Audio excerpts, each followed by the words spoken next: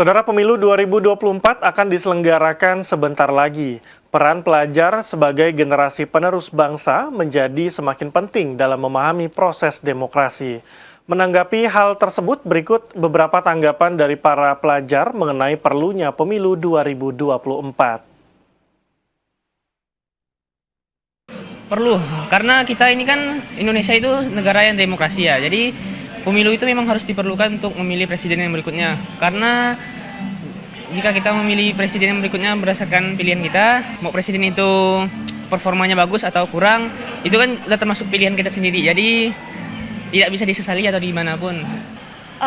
Perlu sih, karena kan pemilu kan untuk memilih pemimpin kita.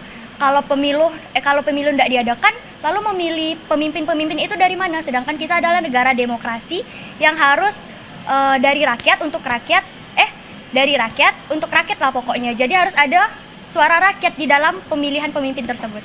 Perlu, karena untuk menentukan sebuah kepala pemerintahan tentunya kita harus memerlukan aspirasi rakyat yang dimana tentunya hasil dari pemilu itu tentu akan menjadi pemilih rakyatnya sendiri.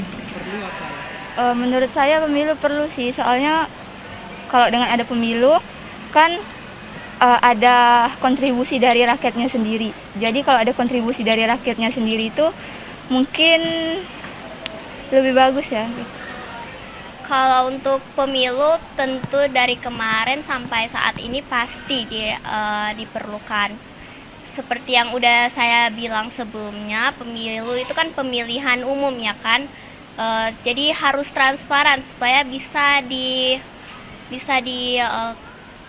dilihat masyarakat juga. Itulah pentingnya pemilu.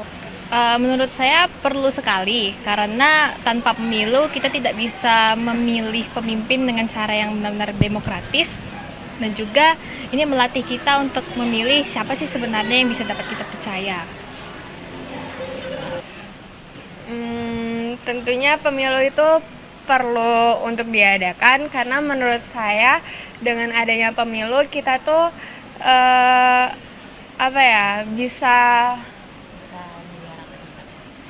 bisa memberikan suara dan kita berkontribusi. Perlu,